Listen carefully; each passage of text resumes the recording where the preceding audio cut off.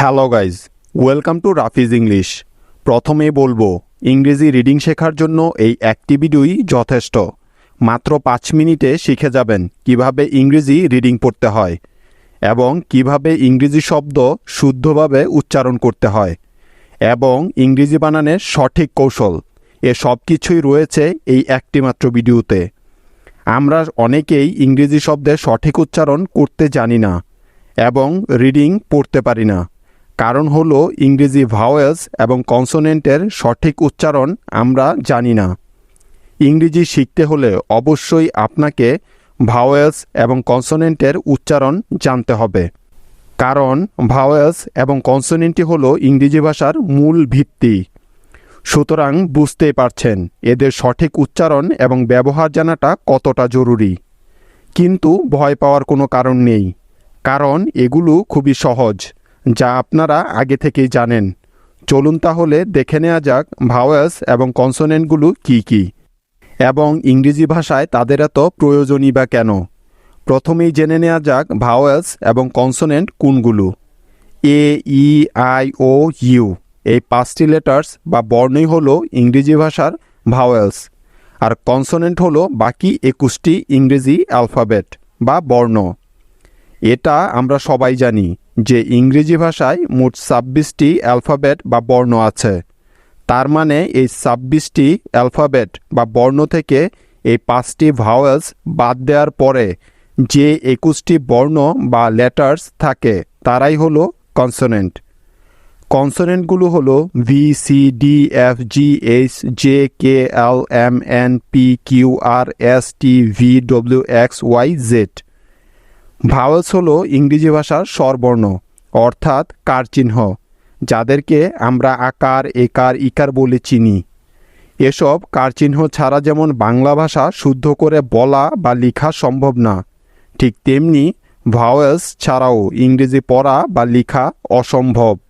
কারণ এরাই হলো ইংরেজি ভাষার কার চিহ্ন অর্থাৎ আকার, একার, ইকার, যা বর্ণ বা অক্ষরকে একটি সঠিক শব্দে বা বাক্যে পরিণত করতে সাহায্য করে।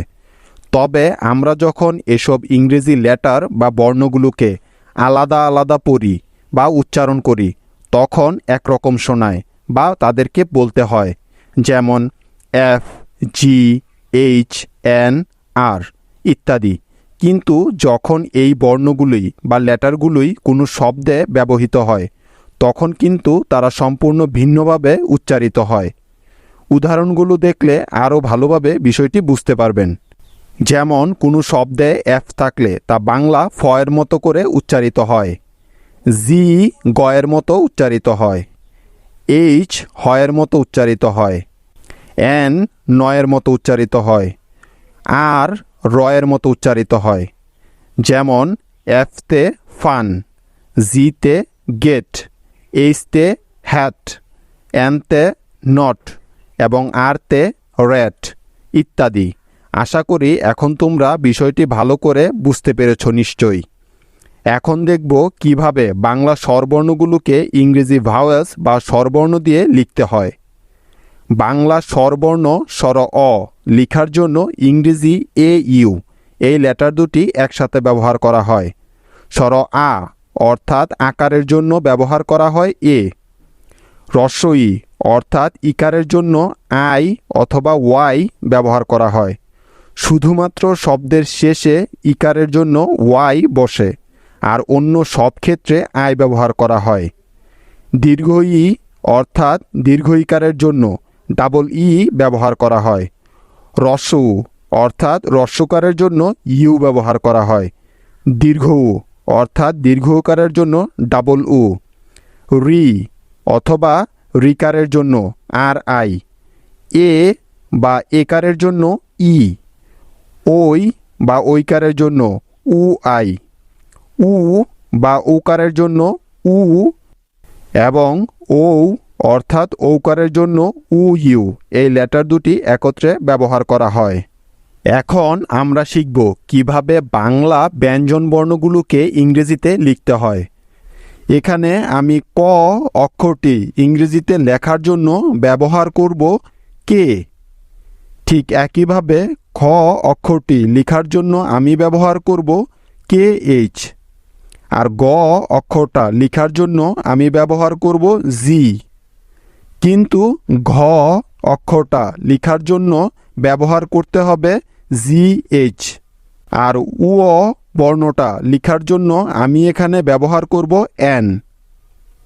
চ অক্ষরটা লেখার জন্য আমি ব্যবহার করব CH।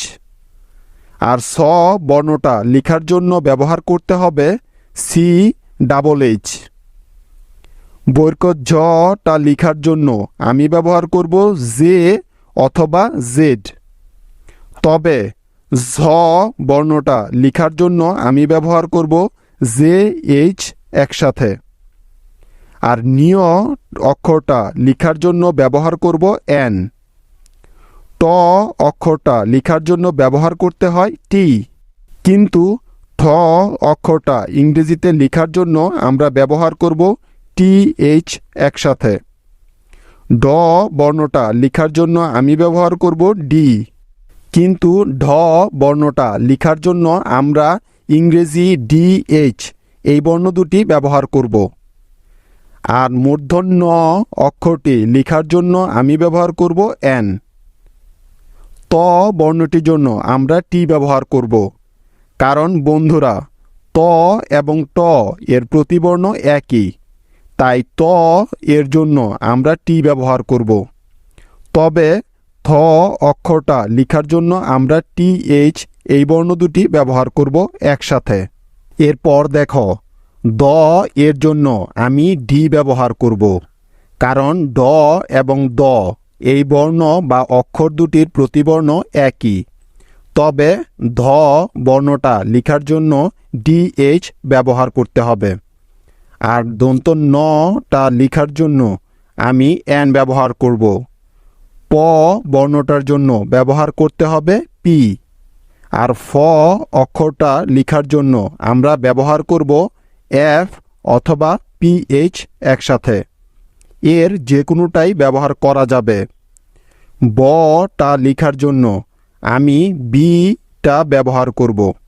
কিন্তু ভটা লেখার জন্য আমরা ভি অথবা BH ব্যবহার করব।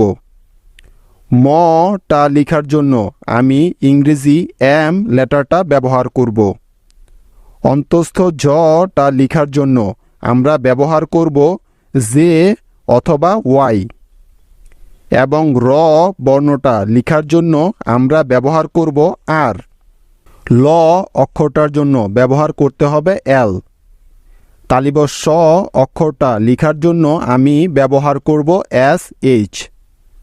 ঠিক একই রকম মূর্ধন্য স এই বর্ণটা লেখার জন্য আমরা ব্যবহার করব SH একসাথে। তবে দন্ত সটা লেখার জন্য আমরা শুধু S বর্ণটা ব্যবহার করব। আর হ অক্ষরটা লেখার জন্য আমরা ব্যবহার করব H। ক্ষীয়টা লেখার জন্য ব্যবহার করতে হবে KSH এই তিনটি বর্ণ। ডয়শূন্য রটা লেখার জন্য আমরা ব্যবহার করব RH। ঠিক একইভাবে ঢয়শূন্য র এর জন্য আমরা ব্যবহার করব RH। অন্তস্থ অ অক্ষরটি লেখার জন্য আমরা Y ব্যবহার করব। খণ্ড তটা লেখার জন্য আমরা ব্যবহার করব T। এবং অনুসারটা লেখার জন্য ব্যবহার করতে হবে N এবং G। বিসর্গটা লেখার জন্য আমি ব্যবহার করব H। আর চন্দ্রবিন্দুটা লেখার জন্য ব্যবহার করতে হবে N। ব্যঞ্জনবর্ণের পরিবর্তে কি কি ইংরেজি লেটার ব্যবহার হয় এই বিষয়ে এতক্ষণ আমরা জানলাম। এভাবে আমার সাথে ইংরেজি শিখতে থাকলে খুব দ্রুতই তুমি ইংরেজি শিখে ফেলতে পারবে। তবে এই ভিডিওগুলো রেগুলার দেখতে হবে, অভ্যাস না করলে ভুলে যাবা। That's all for today. দেখা হবে কালকে। Till then take care, by.